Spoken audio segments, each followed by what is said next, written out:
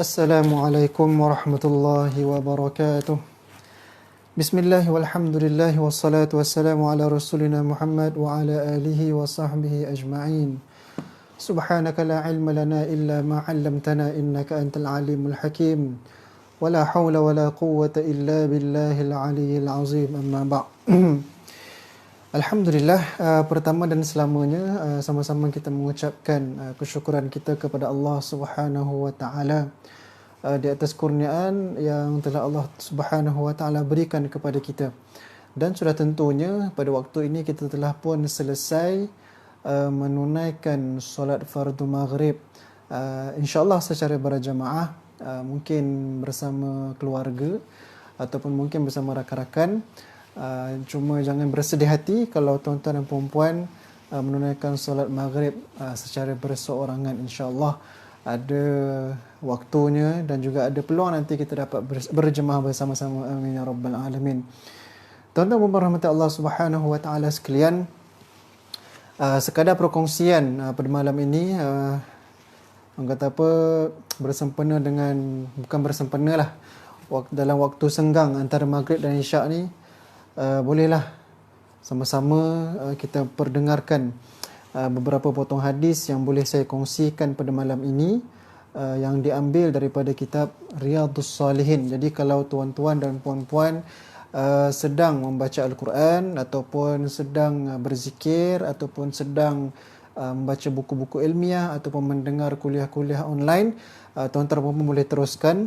Dan sekiranya tuan-tuan sedang scroll FB, ternampak notification, ternampak live ni, bolehlah singgah sekejap, sebab saya akan kongsikan dan bacakan beberapa hadis daripada kitab Riyadhus Salihin kalau sempat lah, kalau sempat.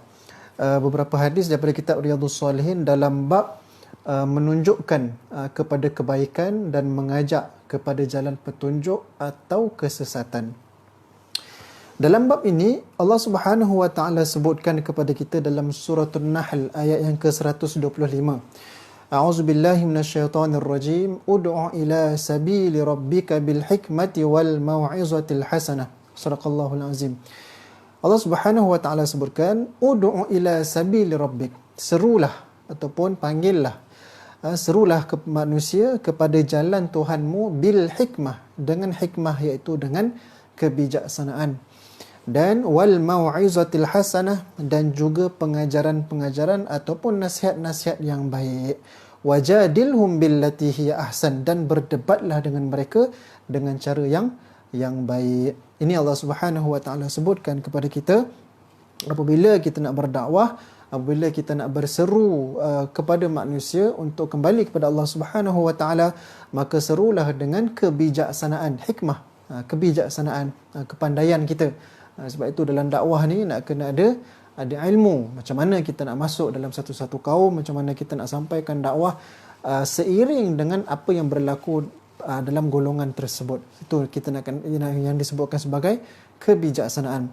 Dan yang kedua, wal mau'izatul hasanah, ataupun disebut sebagai pengajaran ataupun nasihat-nasihat yang baik. Sama ada kita nak bagi nasihat secara lisan, ataupun kita bagi nasihat ataupun menunjukkan pengajaran-pengajaran ataupun perilaku-perilaku yang baik yang boleh dicontohi oleh orang lain. Ini yang dimaksudkan dengan dakwah. Jadi tak semestinya kalau nak berdakwah ni nak kena pandai bercakap.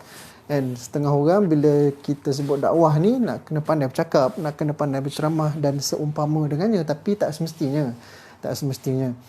Kalau pandai bercakap pun bagus, tapi antara yang lain kita boleh sampaikan agama Islam ini dengan akhlak kita, dengan adab kita, dengan cara kita bergaul, dengan cara kita bercakap ataupun cara kita bermasyarakat dengan orang lain. Ini sebab ini semua dah diajarkan oleh Rasulullah sallallahu alaihi wasallam kepada kita. Baik. Untuk hadis yang pertama pada malam ini berkenaan tentang bab yang kita akan maksudkan, iaitu yang pertama daripada Abu Mas'ud Uqbah bin Amr Al-Ansari Al-Badri radhiyallahu anhu. Ia berkata, Rasulullah sallallahu alaihi wasallam bersabda, "Man dalla ala khairin falahu mithlu ajri fa'ilihi." Rawahu Muslim. Rasulullah SAW sebutkan, barang siapa yang memberikan petunjuk kepada kebaikan, barang siapa yang memberikan petunjuk kepada kebaikan, maka baginya pahala seperti pahala orang yang melakukan. Dia tak buat perkara tersebut, tapi dia tunjuk suruh buat baik. Dia tunjuk jalan kepada kebaikan dan dia tak buat, tapi dapat pahala yang sama seperti mana orang yang melakukan kebaikan tersebut. Jadi dalam hadis ini Rasulullah SAW beritahu bahawasanya anjuran untuk melaksanakan kebaikan dan menunjukkan jalannya kepada orang lain. Kita buat baik dan kita bagi jalan kepada orang lain untuk mereka juga buat baik ataupun buat benda baik, benda yang sama, perkara yang baik apa yang kita buat. Okey, dan disebabkan orang yang menjadi penyebab amal soleh akan mendapat pahala sebagaimana pahala orang yang melakukannya. Dia tunjuk jalan kepada baik kebaikan dan orang tu buat, maka pahala tersebut pun dapat dekat orang yang menunjuk kepada kebaikan tersebut. Jadi tak sia-sialah. Kita tak buat pun, tapi kita bagi tahu je, kita tunjuk jalan, juga dapat kebaikan. Jadi begitu mudah Allah Subhanahu Wa Taala dah bagi pada kita pahala kebajikan dan yang seumpama dengannya. Dan hadis yang kedua Rasulullah SAW sebutkan daripada Abu Hurairah radhiyallahu anhu bahawa Rasulullah SAW bersabda, "Man da'a ila hudan kana lahu minal ajri mithlu ujuri man tabi'ahu la yanqusu zalika min ujurihim syai'a wa man da'a ila dalalatin kana 'alayhi minal ithmi mithlu athami man tabi'ahu la yanqusu zalika min athamihim syai'a." Rawahu Muslim. Rasulullah SAW sebutkan yang bermaksud, barang siapa yang mengajak ke arah kebaikan, maka dia memperoleh pahala sebagaimana pahala orang-orang yang mengikutinya, tanpa mengurangi pahala mereka sedikit pun. Kita ajak kepada kebaikan dan dan kita pula dapat pahala sebagaimana pahala orang-orang yang mengikutnya. Maknanya kita buat baik, kita ajak orang baik, orang yang kita ajak tu dia pun buat benda yang sama dengan kita, maka pahala tu tak berkurang langsung.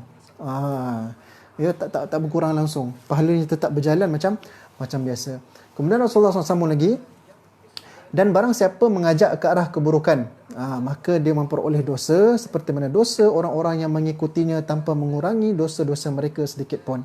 Barang siapa yang buat dosa, yang buat jahat, lepas tu orang contohi dosa ataupun perkara-perkara jahat yang dia buat, maka dosanya pun berlipat-lipat kali ganda dan tanpa sedikit pun. Jadi mana yang kita nak sebenarnya, kita boleh pilih. Ya, dalam hadis ini Rasulullah SAW beritahu kepada kita, orang yang menjadi penyebab satu perbuatan, maknanya dia buat perkara tersebut dan orang yang mengamalkannya itu sama-sama mendapat akibat berupa siksaan atau pahala. Dan harus bagi seorang Muslim untuk dia fikir tentang akibat dan hasil daripada sesuatu perbuatan. Kita sebagai seorang Muslim, tuan-tuan dan puan sekalian, setiap benda kita nak buat, kita kena fikir dulu dia punya akibat dia. Sama ada akibat tu baik ke, buruk ke. Kalau aku buat macam ni, apa akibatnya? Kalau aku buat macam ni, apakah akibatnya? Sebab itu Rasulullah SAW, Allah Subhanahu Wa Taala melalui Rasulullah SAW dah ajarkan kepada kita. Kita nak bezakan mana yang boleh kita buat, mana yang bila kita buat dapat pahala, dan mana yang kita buat dapat dosa, dan mana yang kita buat kita boleh pilih. Kita boleh pilih, walaupun kita boleh pilih, jadi pilihan tersebut bergantung kepada kita, dan pilihan tersebut bergantung kepada iman dan takwa dalam diri kita. Jadi sebab itulah kita kena bekerja keras, berusaha keras untuk melakukan kebaikan supaya menjadi satu tauladan yang baik kepada orang lain.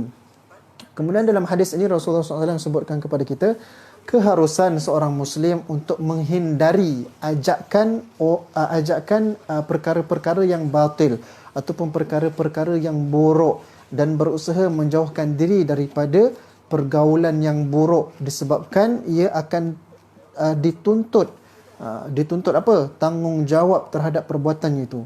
Bila kita buat satu perkara, terutama sekali perkara-perkara yang buruk, kita akan ditanya, akan dihisab, akan diaudit, akan dipersoalkan balik. Kita kena bertanggungjawab di atas apa yang kita buat dalam perkara-perkara yang buruk ni. Sebab itulah harus bagi seorang Muslim tidak untuk menjauhkan diri daripada perkara-perkara yang batil, perkara-perkara yang boleh mendatangkan kemurkaan Allah Subhanahu Wa Taala. Dan Rasulullah SAW sebutkan juga dalam hadis ini, Orang yang menjadi penyebab lahirnya kebaikan akan mendapat pahala yang berlipat kali ganda, dan orang yang menjadi penyebab lahirnya keburukan juga memperoleh seksa yang berlipat kali ganda. Itu kita nak kena fikir tu. Kita nak kena fikir, kita nak kena gunakan iman kita, gunakan ketakwaan kita untuk kita memilih jalan yang betul. Kadang-kadang ni bila kita pilih jalan yang mendatangkan pahala, kita rasa nampak macam tak best, kita nampak macam susah, nak kena bersusah payah. Tapi bila kita tengok jalan untuk mendatangkan dosa ni macam seronok. Jadi ini semua adalah satu ujian kepada kita. Jadi ini yang perlu kita fahamkan tentang apa yang Allah Subhanahu Wa Taala dah sediakan kepada kita, apa tujuan Allah Subhanahu Wa Taala berikan iman kepada kita, apakah tujuan Allah Subhanahu Wa Taala bekalkan takwa kepada kita. Sebab apa? Sebab jalan hidup ni memang ada dua, sama ada baik ataupun buruk. Dua-dua sebenarnya kita ada kebebasan untuk memilih. Kita ada kebebasan, tapi kena fikirkan akibat pada akhir jalannya. Sama ada kita nak akibat yang akhir jalan tu baik ataupun akibat yang buruk. Kita sendiri yang pilih. Baik. Dan hadis yang seterusnya dalam bab ini daripada Anas radhiyallahu anhu bahawa seorang pemuda dari suku Aslam berkata, "Ya Rasulullah, inni uridul ghazwa wa laysa ma'i ma atajahhazu bih." Qala, "I'ti fulanan fa innahu qad kana tajahhaza famarida fa atahu faqala anna Rasulullah sallallahu alaihi wasallam yuqri'uka as-salam wa yaqul a'tini allazi tajahhazta bih." Faqala, "Ya fulanah, u'tihi allazi tajahhaztu bih wa la tahbisi minhu shay'an. Fawallahi la tahbisina minhu shay'an fayubaraka laki fi." Rawahu Muslim. Hadis ini berkenaan tentang ketika mana Rasulullah SAW didatangi oleh seorang lelaki, dan lelaki tersebut dia bercakap dan berkata kepada Rasulullah, "Wahai Rasulullah, sesungguhnya aku ingin mengikuti peperangan." Dia nak ikut pergi berperang kepada Rasulullah, tapi aku tak ada bekal. Nak pergi perang tak ada bekal. Jadi bila kita sebut bekal ni macam-macam lah. Bekalan senjata, bekalan makanan, bekalan pakaian dan seumpamanya. Tapi aku tak ada bekal. Nak pergi perang. Nak sangat pergi perang tapi tak ada bekal. Dan maka Rasulullah SAW beritahu, dia kata, kau nak pergi perang, kau pergi dekat rumah seorang tu, pergi rumah fulan. Dia dalam ni sebut fulan, dia tak sebut nama. Pergilah si rumah fulan sebab dia dah siap dah. Dah siap dah nak pergi perang. Tapi lah dia sakit. Dia sakit. Kemudian lelaki muda tadi pun pergilah buat apa yang Rasulullah beritahu, berjumpa dengan orang yang sakit tadi tu. Maka dia pun datang pada orang yang sakit, maka dia pun beritahu, sungguhnya Rasulullah SAW mengucapkan salam padamu. Maknanya yang bermaksud Rasulullah kirim salam kepada engkau, macam tu, mengucapkan salam padamu. Kemudian pemuda tu berkata lagi, dia kata, berikanlah kepada aku bekal-bekal yang telah kau siapkan untuk kau nak pergi perang. Rasulullah beritahu, dia arahkan kepada aku supaya kau bagi kau punya barang-barang yang kau dah bekalkan tu, dah siapkan tu, yang kau nak pergi perang, bagi pas aku, sebab aku nak pergi perang ni. Sebab kau sakit, kau tak pergi, kau pas kat aku. Kemudian orang yang sakit tu pun, dia pun bagi arahan dekat isteri dia, wahai fulanah. Ni fulanah, dia pun tak sebut nama. Dia fulan lelaki, fulanah perempuan. So dia order dekat isteri dia, dia kata, wahai fulanah, berikanlah kepada orang ini apa-apa yang telah aku siapkan untuk bekal perang. Ni bagi kat dia semua bekalan perang kepada dia. Dan janganlah engkau tahan bekal tu sedikit pun, demi Allah, janganlah engkau tahan bekal itu sedikit pun. Dia kata bagi semua bekalan-bekalan tersebut kat pemuda ni. Jangan simpan sikit. Jangan nak save ke apa benda, tak ada. Jangan simpan, bagi semua. Jangan rasa nak berjimat, sayang kena bagi, tak payah, bagi. Semoga engkau memperoleh berkah. Jadi ini ayat yang terakhir, dia mendoakan semoga engkau, pemuda tersebut, dia memperoleh keberkatan daripada Allah Subhanahu Wa Taala. Dalam hadis ni apa yang kita boleh tengok, ada 3 perkara. Iaitu yang pertama, menunjukkan kepada jalan kebaikan. First kali dalam hadis ni cerita ni, ni hadis tapi dalam bentuk cerita lah. First apa yang kita boleh tengok, dia tunjuk kepada jalan kebaikan. Ketika mana pemuda tu jumpa Rasulullah, dan Rasulullah pun jumpa Rasulullah, dia beritahu hajat kepada Rasulullah. Dan Rasulullah beritahu, ada orang dah siap bekal perang, tapi dia sakit. Kau pergi jumpalah dia. Nampak? First step, apa yang kita nampak, menunjukkan kepada jalan kebaikan. Dia tunjuk jalan je. Dia tak buat apa-apa pun. Dia beritahu. Okey, orang ni dah siap, tapi dia sakit. Kau pergi jumpa dia. Okey. Kemudian yang kedua, apa yang kita boleh ambil kepada hadis ni, iaitu berusaha untuk melaksanakannya. Orang ni nak pergi perang, dia berjumpa dengan Rasulullah, dia beritahu apa semua, dia nak pergi perang tapi barang tak ada. Rasulullah pun tunjuk pergi rumah sana ambil barang, dan dia pun pergi. Dia kata tak malas lah Rasulullah, malas nak pergi jumpa, segan lah, malu, tak ada. Dia tak cakap macam tu. Dia tak cakap macam tu. Segan ke, malas ke, tak ada. Dia kata, dia terus pergi. Tanpa banyak soal. Dan menolong orang lain untuk melakukannya. Menolong orang lain untuk melakukannya. Dan yang ketiga ni, menolong orang lain untuk melakukannya. Apa yang dilakukan oleh orang yang sakit tadi, maknanya dia bagi semua bekalan. Dia kata sebab aku ni sakit ni, dah tak boleh pergi perang, tapi barang-barang dah ada. Engkau pergilah, pakailah barang aku, dan aku minta isteri aku jangan simpan sikit pun, bagi semua barang kat kau, bekal-bekal untuk pergi berperang. Jadi 3 perkara ni, tunjuk jalan kepada kebaikan, berusaha untuk melaksanakan kebaikan, dan menolong orang lain untuk melaksanakan kebaikan. Ini 3 perkara.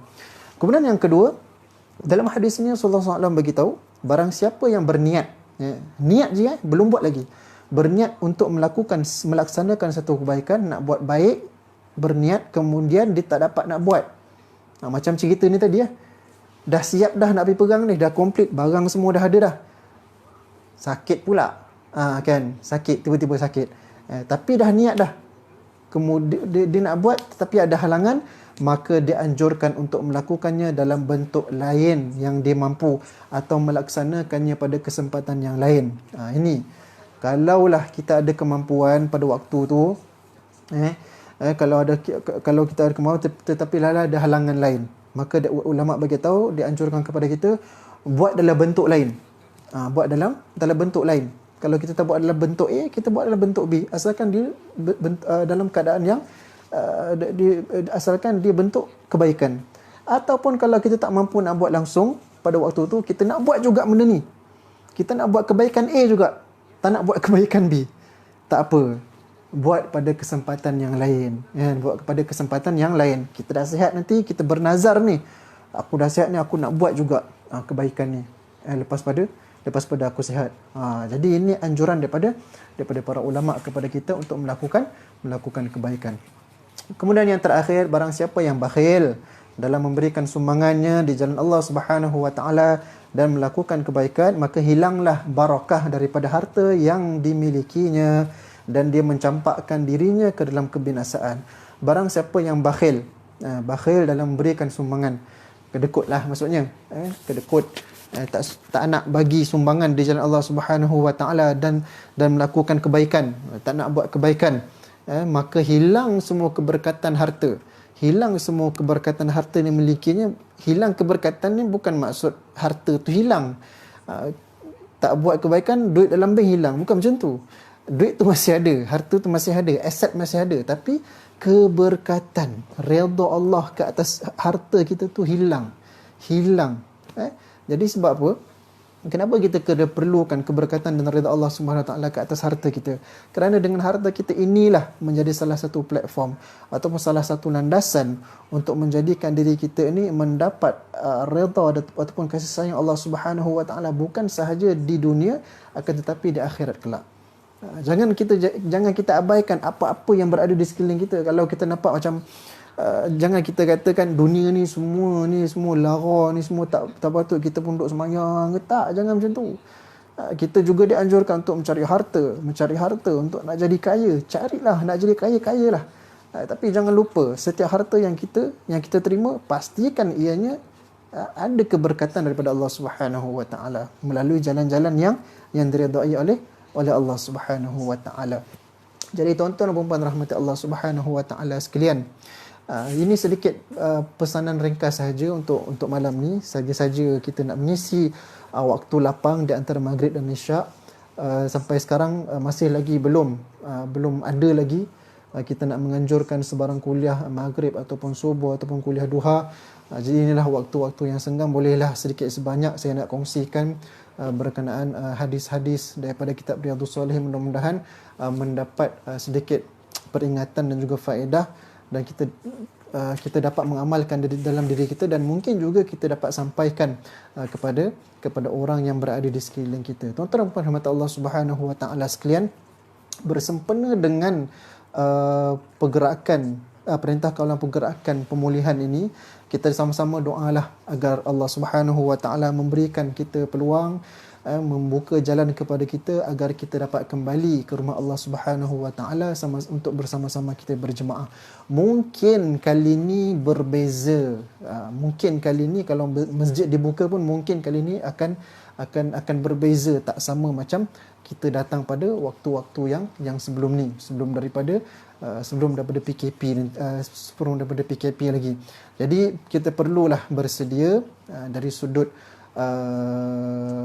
zahir dan batinnya untuk kita datang ke masjid pada waktu yang akan ditetapkan. Mungkin insya-Allah dalam masa yang terdekat kita doa-doalah agar kita dapat kembali ke rumah Allah Subhanahu Wa Taala, sama-sama kita bersolat berjemaah. Mungkin sama-sama kita dapat menganjurkan kembali majlis ilmu, kuliah-kuliah. Jadi ini yang kita nak, yang kita impikan sebenarnya. Walaupun kita rasa macam 3 bulan macam tak lama, tapi sebenarnya kalau masjid 3 bulan tak buka, satu benda yang di luar kebiasaan. Di luar kebiasaan. Jadi kita bersamalah kita doa kepada Allah Subhanahu Wa Taala agar Allah Subhanahu Wa Taala memberikan kita peluang untuk bersama-sama di rumah Allah Subhanahu Wa Taala ini. Dan kita janganlah sia-siakan selama 3 bulan yang kita tak dapat pergi ke masjid. Bila masjid buka nanti, janganlah kita sia-siakan dan mewujudkan satu suasana yang biasa kita buat. Yang apa yang saya nak maksudkan ini, jemaah pun macam tu juga. Jemaah pun macam tu juga sama. Jadi kalau boleh bila masjid dah buka ni, kita bersama-samalah mengambil waktu, mencari peluang untuk sama-sama kita hadir ke rumah Allah Subhanahu Wa Taala untuk kita melakukan amal ibadah di tempat yang lebih mulia di sisi Allah Subhanahu Wa Taala. Jadi saya merasakan cukuplah sampai di sini sedikit perkongsian ringkas pada waktu senggang maghrib ini, tak panjang. Jadi mudah-mudahan kita dapat mengambil iktibar, mengambil faedah daripada apa yang telah saya bacakan melalui kitab Riyadhus Salihin ini dalam 3 hadis yang telah kita dengar melalui bab menunjukkan kepada kebaikan dan mengajak kepada jalan petunjuk atau kesesatan. Dan kepada tuan-tuan yang nak balik kampung, berhati-hati. Saya percaya esok umpama 1 Syawal ataupun esok umpama macam raya lah. Jadi berhati-hati jalan raya, jangan kelang kabut nak balik kampung. Ibu bapa kita dekat situ je, dia tak ke mana-mana. Jangan terlalu seronok, jangan terlalu over excited, balik macam biasa saja. Berhati-hati. Kalau jalan jam tu, banyak-banyakkan bersabar, standby zikir-zikir ke, standby ayat-ayat Al-Quran yang kita dah hafal masa bulan Ramadan itu kan, kita jadi imam tarawih kan, dah tentu kita dah ngapal banyak ayat Al-Quran. Jadi kat situ kita bacalah, ngulang balik dalam kereta kalau kita rasa macam bosan dengan kesesakan jalan raya. Jadi saya doakan tuan-tuan dan puan-puan yang balik kampung tu berhati jalan raya. Saya doakan semoga selamat sampai ke destinasi dan jaga diri baik-baik. Wujudkan kawalan kendiri walaupun sekarang dah tak payah duduk rumah. Wujudkan kawalan kendiri, biasakan dengan new normal, norma yang baru. Semoga kita dapat kosongkan terus wabak COVID-19 ini yang sekarang ni masih lagi ada walaupun kelonggaran telah diberikan. Jaga diri baik-baik, jagalah kesihatan, jaga kebersihan. Semoga Allah Subhanahu Wa Taala berikan kita peluang melalui kesihatan tersebut kita dapat kita dapat menjalankan ibadah dan tanggungjawab kepada Allah Subhanahu Wa Taala. Amin ya rabbal alamin. Aqulu qawli hadza wa astaghfirullahal azim li wa lakum. Assalamu alaikum warahmatullahi wabarakatuh.